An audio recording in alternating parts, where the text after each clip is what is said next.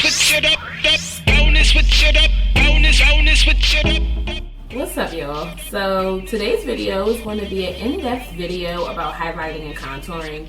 So even though I tend to go into like a good description about highlighting and contouring in all of my videos, it's kind of come to my attention that there are some people, probably a lot of people, who just need a much slower, in-depth description step by step about highlighting and contouring. So that's what this video is going to be. It's not going to be a voiceover. I'm going to be with you every step of the way, just talking about understanding your complexion, your skin tone, you know, the structure of your face, all of that, and really trying to answer most of your questions that you might have about, you know, H and C. I like to call it H and C because I'm corny. But yeah, so this look, the finished look, will be in a different video. I didn't put this in this video because I really just wanted to, you know, stick to H and C. So yeah, so let's just get started. So I've already primed and moisturized and color corrected and all that jazz. So now I'm just going to apply my foundation, and I'm going to use my Makeup Forever foundation because it's HD and this is all about the face. So I'm just going to go ahead and use this one. So for my highlight, I'll be using my Studio Finish Concealer from MAC. And this is a cream concealer, and I think that cream concealers are really good for highlighting, especially trying to show you how to highlight. I just think they make a really nice base. I never just highlight with a liquid first. I don't know why, that's just me. So anyway, so as far as you can see where the light hits on my face, and that's where I'll be putting the highlight. And you just have to kind of know the structure of your face. So like when I talk, I can sort of see where the contours would be going, and that's where you would be putting those darker colors. But first, let's just put the highlight down just for the sake of getting a picture. And you never just want to put it like under here because, I don't know, it kind of creates a disconnect with the rest of the face. You kind of want to do a triangle, and depending on the shape of your face is going to depend how high up that triangle goes, how far down it dips. But you know, for my face structure, this is good. And you don't want to be applying too much because creams are thicker consistencies, and so then that, if it's too much product and you crease like my face creases, it'll just get stuck in the creases. It's harder to blend out, and then it'll start to look old and wrinkly through the day. It's just not good. So you want to be mindful of how much you're putting, and you can always go back and add more. So that's why a thin layer is nice. So that's a good thin layer, and then I'm going to do it down the center of my nose. Some people call it a bridge, but I don't really have a bridge in my nose because, so the center and right here at this little knob or tip of the nose. I don't really have a tip of my nose either, so whatever. And then right above the center of your lip. And these are all places that you would see the light naturally hitting anyway. And I'm just going to do a little bit in my forehead. My forehead tends to crease too, so I'm not going to do too much product up here.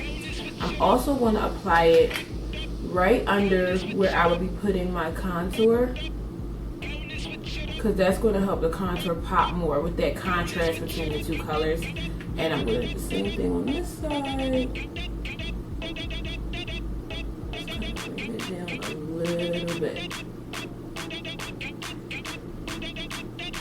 So this is just the outline of, you know, where you'll be blending that highlight and that contour. So for the most part, everybody's face is different, but this is for the most part what your highlight should look like. Now, for contouring, my skin tone is a really good mix between cool and warm. Cool is like the bluish tones, people who tend to look better in silver and stuff like that. Women of color are usually more golden, more warm, a little bit more orangey red tones in their complexion. So I'm going to show you the difference. For my contour, I definitely need a warmer contour. And and I'll show you the difference between the two. So this Benign Cream Contour is my favorite, and it's what I've been using for years. And you probably like, what is she talking about? What'll be the difference? But this is warmer for me. It's kind of like got some red. It's a brown that has like red undertones. Now this is the LA Girl Pro Conceal, and it's their new color that they added to the collection, and this is Mahogany. And this is really cool, and I used it in a video, and afterwards I was like, I don't like this. To me, it just was kind of, it seemed a little bit, I don't know, like, can you see the difference that this one is ashier for my complexion than this one? And that's something that you would want to pay attention to when you're contouring your face. And if you don't have like a lot of experience with this, that's fine, that's expected. When you go to these stores, MAC, Sephora, ask these people. That's what they're there for. They're there to help you with things that you would otherwise not understand, because otherwise you would shop online, right? Right. So make them work for you.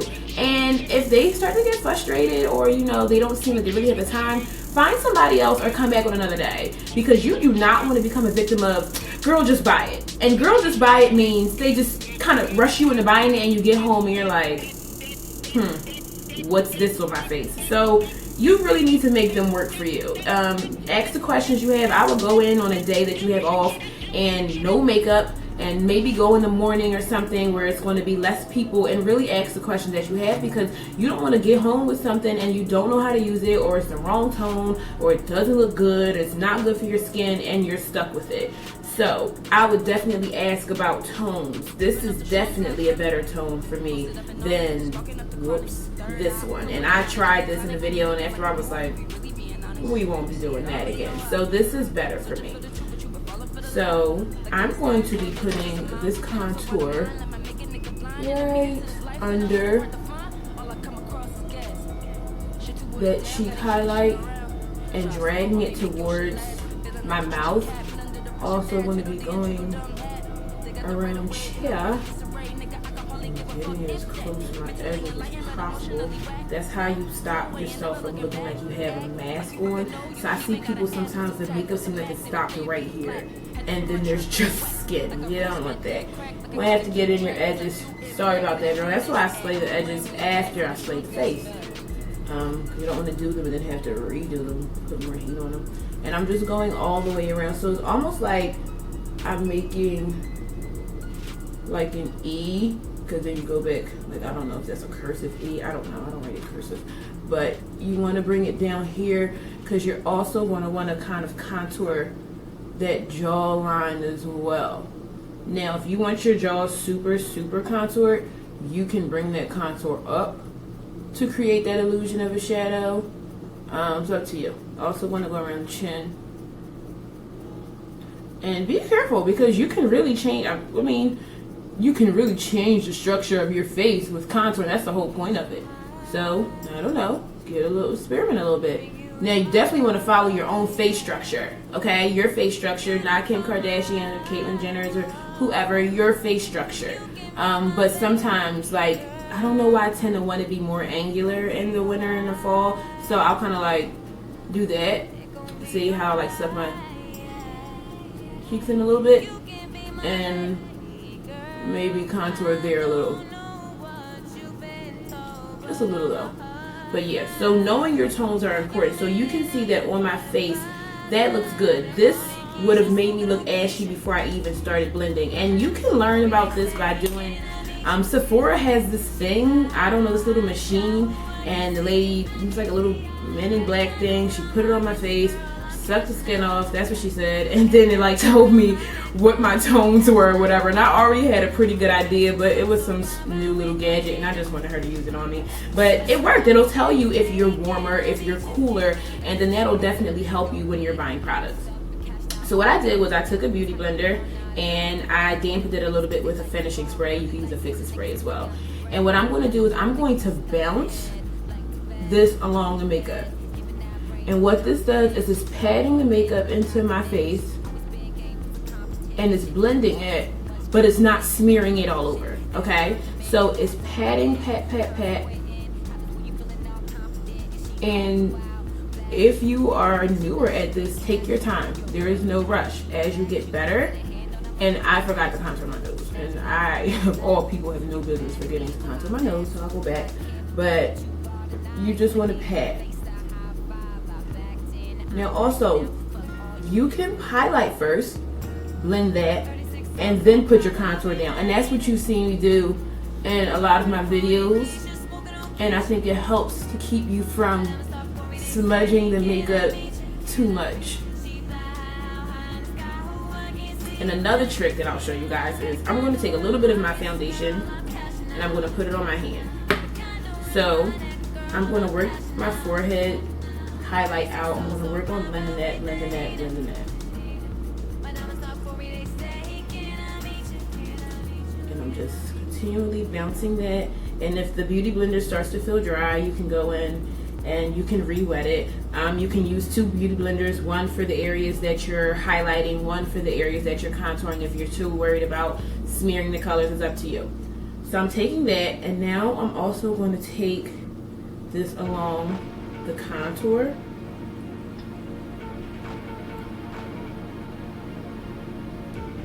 And this is something that I think I saw, I think it was Nick Posley do on Instagram. He like took the foundation that he used and placed it in between where the contour color and the highlight color is to really blend that, because that color should be between, for the most part, you know, it should be a nice balance between your contour color and your highlight color. And that can help you to really assure that you have a nice blended seamless look. So like right on the edges, you can do that.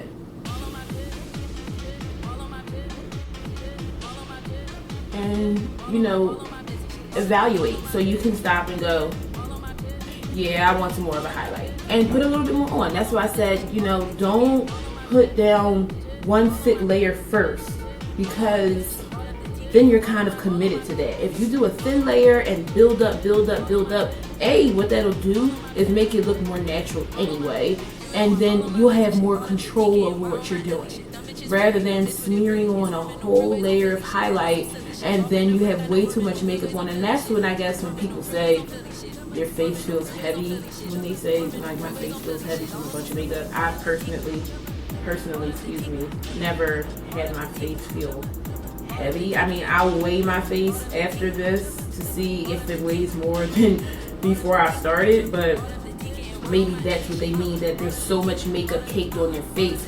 It looks crazy, so that it makes you feel uncomfortable. Maybe that's a mental thing, but my face has never felt heavy. So I'm going to contour my nose now, and I am just going to take that through here. And I'm also going to drag this into the hollows where my eyebrows start, because that gives it a natural look. You know, your contours don't just stop here. They go in and then they become blended into what will become the highlight under your eyebrows, and you can just see that from where the light hits. I'm doing that little line here. Okay. And I'm going to take this little fluffy brush and blend that out. This is really important because too strong of a nose contour can kill an entire look. It just looks unnatural. It looks goofy. It's really not attractive. So you definitely want to be careful with that.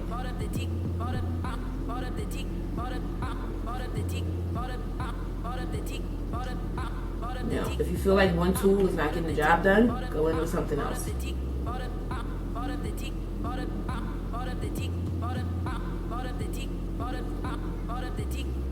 Look at that, honker, slimming down. Nice. And so now the liquid concealer I'm going to use, since I'm not going anywhere, I don't want to use my Pro Longwear. I will use my LA Girl concealer, and I will use the color Fawn. So I'm going to go back over the areas that I highlighted before. Now you've already put down a layer of concealer, you don't need a lot. Come on. You've how she blows.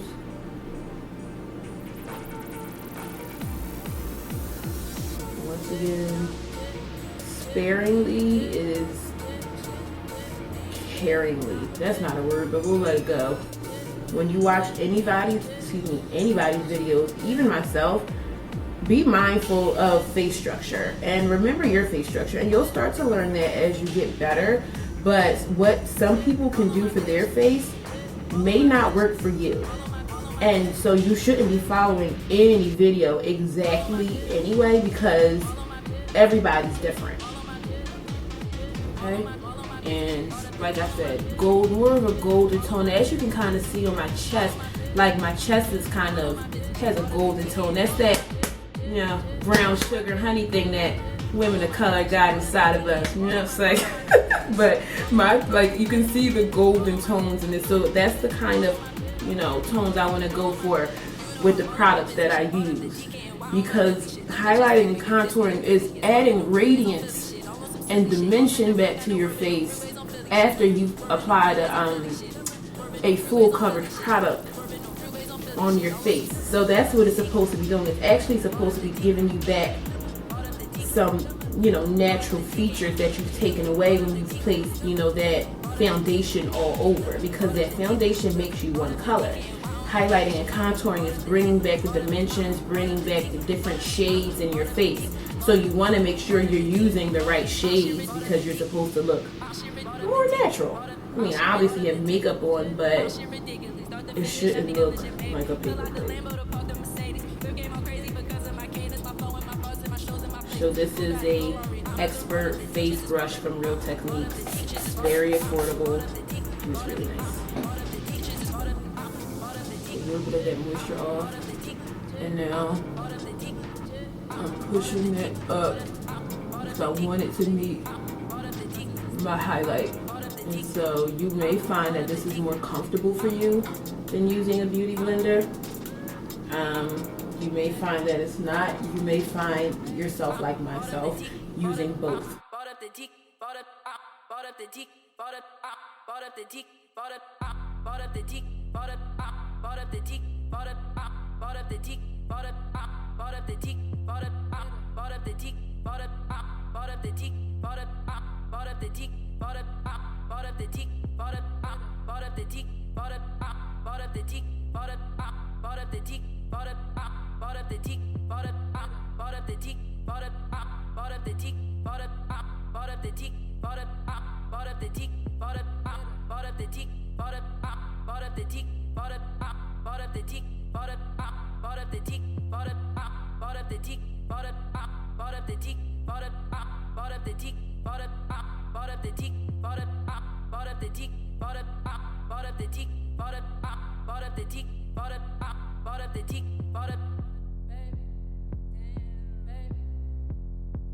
So after contouring and getting all the excess powder off, I like to bronze. And the thing with bronzing is I think it adds warmth back to my face. And bronzing powders, unlike contouring powders, have they're like little light reflective particles in it. So I really just kind of slock it on in that area that it's supposed to be. I'm not really careful, because what it does is it's going to settle where it needs to settle, and then the light will hit it the way it's supposed to according to its placement on your face. And that's what really kind of gives it more of a natural appeal, rather than chink, chink, chink, two lines, chink, like, you know what I mean? So if it looks a little bit powdery now, you need that setting spray. That setting spray is going to take away that powdery effect, and it's going to make it look like second skin almost instantly, like as soon as it dries. So I'm using Skindinavia's, and this is an oil control setting spray.